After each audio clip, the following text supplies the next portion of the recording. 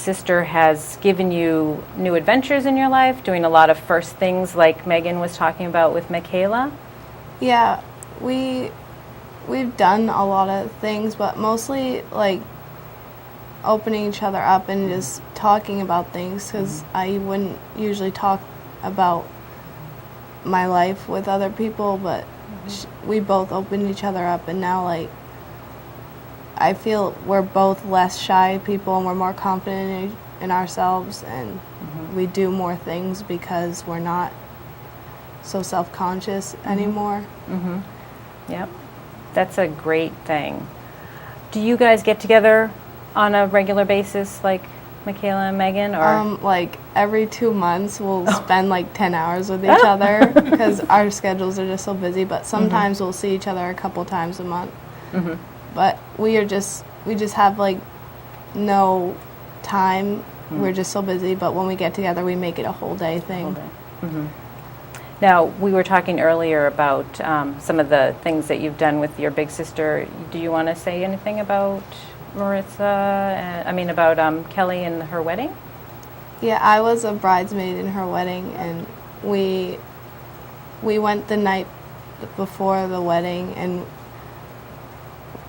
I usually am not a really girly girl, so I woke up at 7 in the morning and they just sat me down in a chair and did my hair for 2 hours, and I didn't know what was going on, but she was really nervous, and I was just really shy because it was her whole family, and I don't know her whole family, so she helped me be less shy, but I was so proud of her when I was up there watching her, because I remember we were talking in a park, and she's like, I'm never going to find anybody to marry or have kids or anything, and now I was up there, and she was getting married. Yeah. I was and so now proud of she's her. having a baby, too. Yeah.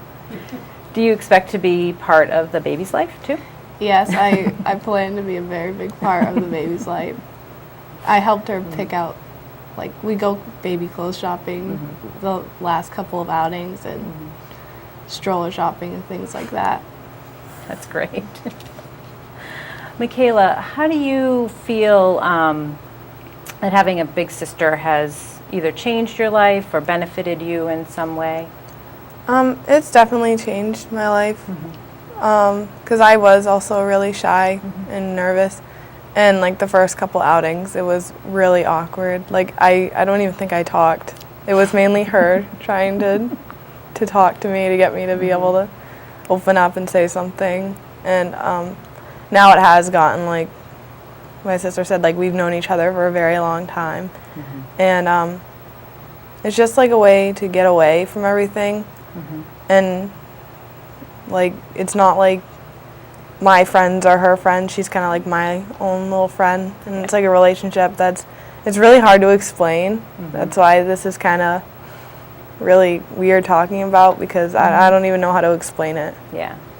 Well, I appreciate you coming on and talking about it, because as we know, Big Brothers Big Sisters of Bath Brunswick does have a need for more volunteers, and so what we're hoping is that this will give people an idea of what it means to be a mentor, and that they can see themselves being a big sister or a big brother to a young person, and what a difference it makes. So now, Megan, Michaela just said that the first few outings were a little difficult and a bit silent.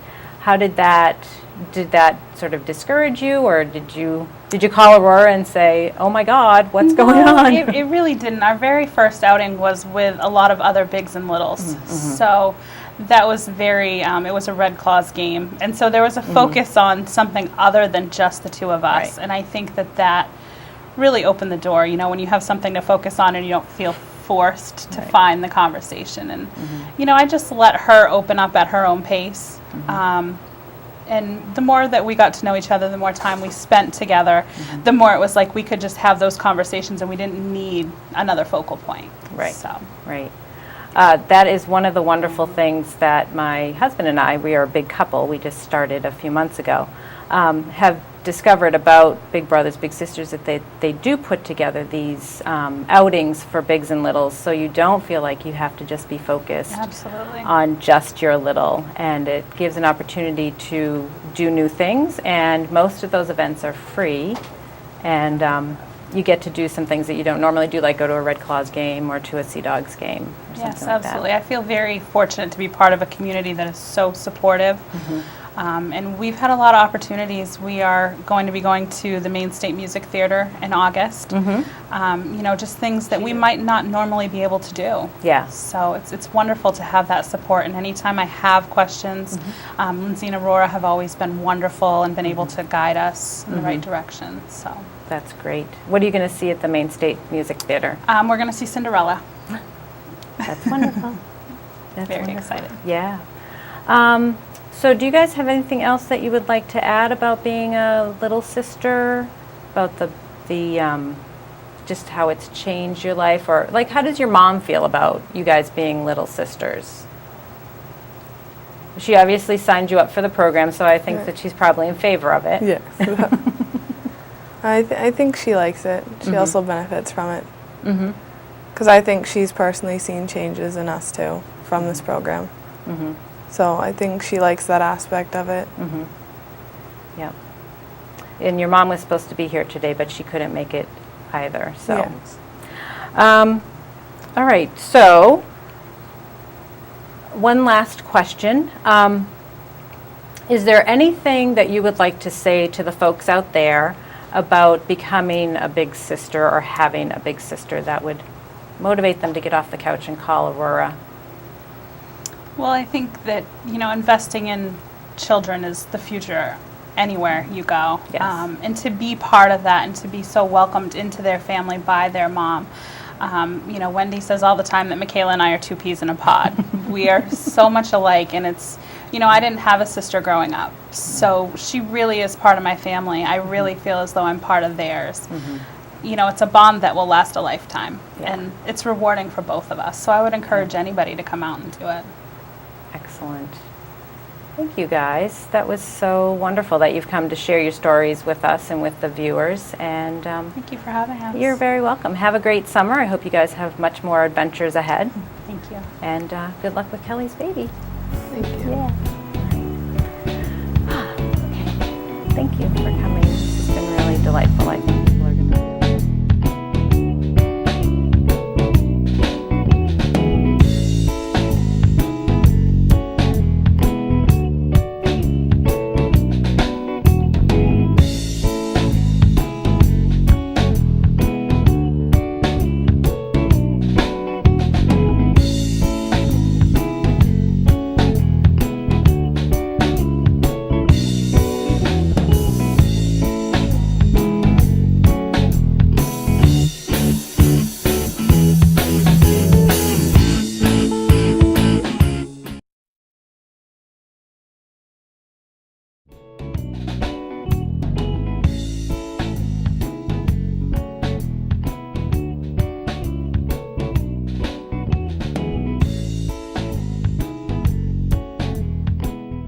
Hi, and welcome to Live United. I'm your host, Angie Buxton.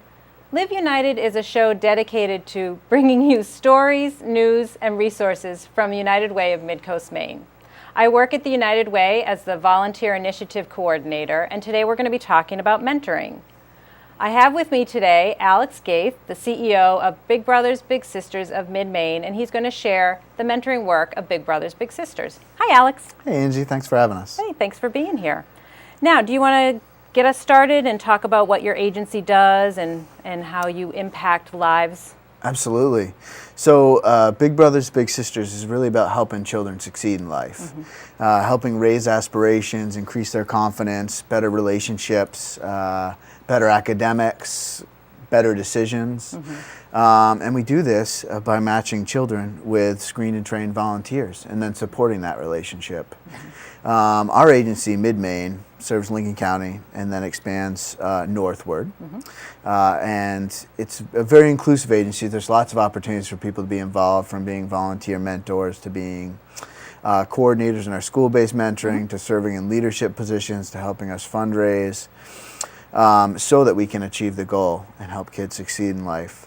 The children that are in our program, the littles, as we call them, often come from single-parent or low-income families, so they may not be seeing positive relationships modeled at home, or because of the economics or lack thereof, they're not getting access to other opportunities. So Big Brothers Big Sisters provided free of charge. We fundraise entirely, so the program, there's no cost and there's no barrier to the program for the kids that participate.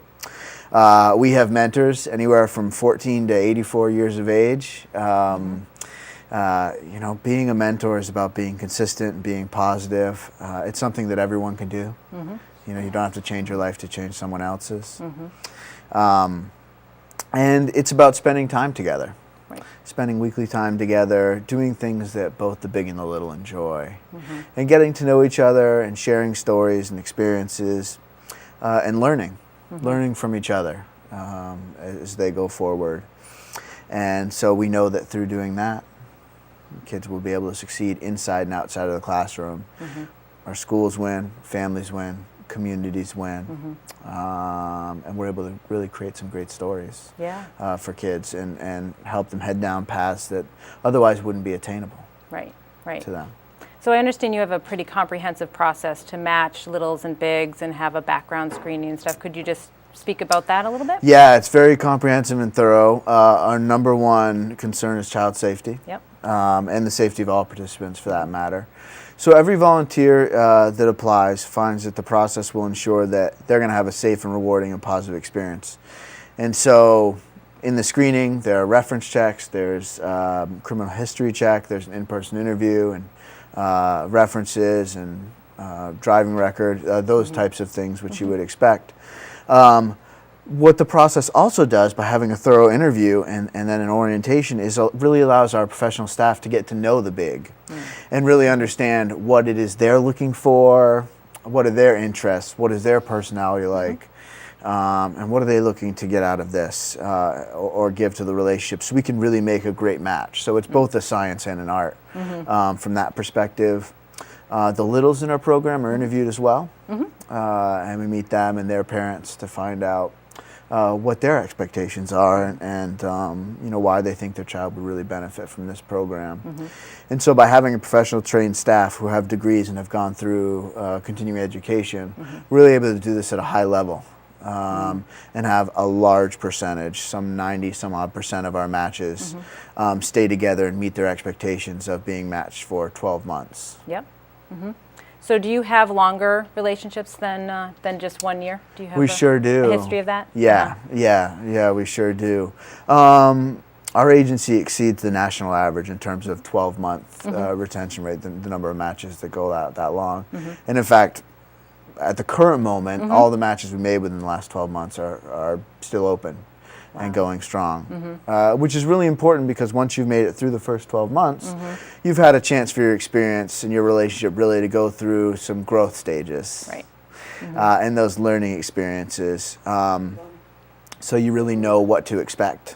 And then from a research standpoint, the positive outcomes of academics and confidence and self-esteem, once you've been together for 12 months, those outcomes tend to be long-lasting, those positive outcomes. So that's important for both of those reasons. And it turns from something that you started, that you've committed to for a year, that really has turned into a friendship that people couldn't think of doing something different.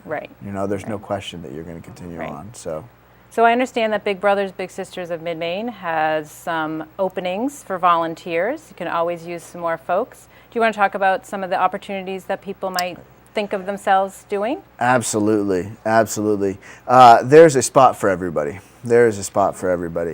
So one of the best ways to be involved certainly is to be a big brother or big sister.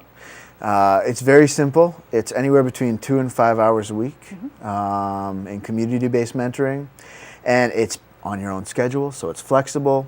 It could be the same Saturday afternoon, or it could change each time, but it's up to the big and the little to choose a time that works best for them and the activities. So they could go to a museum, they could go fishing, they could just go out to lunch, they could just hang out. They could work on building a soapbox derby car. I mean, there's all kinds of different things, and it can change week to week. It's totally up to them, and for many people that works really well. Because they can fit it in amongst whatever other things they have going on in life, and they really don't have to change their life. They're doing the same things that they enjoy, just with someone about yay tall. or maybe yay tall. And so that's a great opportunity and by far the best way to be involved. We also are in some couple dozen local schools. And so we have a program, school-based mentoring. We have coordinators. So those are adults who say, I would really like to be involved, but boy, 2 to 5 hours a week may be too much, and I'm not sure I'm comfortable with being one-on-one with a child at this point, or I can't see how that can fit in. So being a coordinator is an hour and a half once a week during the school year on a set day and set time. You know, we have many great partner employers that provide time for their employees to be able to do that. And it's a great opportunity because they're helping 20 or 30 bigs and littles grow. And those are often high school or college age big brothers and big sisters matched with elementary school littles at a specific school like a Great Salt Bay or Noblesboro. Great position. That builds our capacity tremendously. Right. And then they're supported by our professional staff.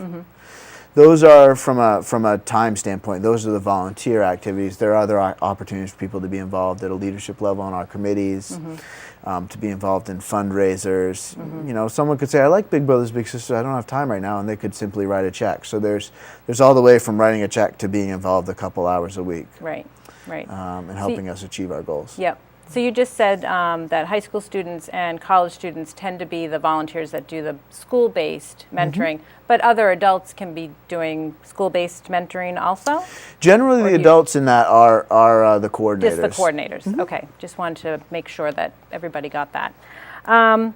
So one of the things that we've talked about over the years is the need for male mentors. Do you still see a need for male mentors? It's getting better. Good. It's trending positively, but there's still a tremendous opportunity out there. You know, our goal is to get to about a 60-40 percentage of female to male Yep. In our programs. And we've been able to do that, but it kind of ebbs and flows. So Yeah. absolutely, Yeah. there's tremendous opportunity. Do you have a sense of why you don't get as many male mentors as you'd like? You know, it's probably a combination of things. I think there's probably some fear that exists around child safety and allegations that probably stop people. Yep. You know, especially in light of the world that we live in today and the things that we're seeing.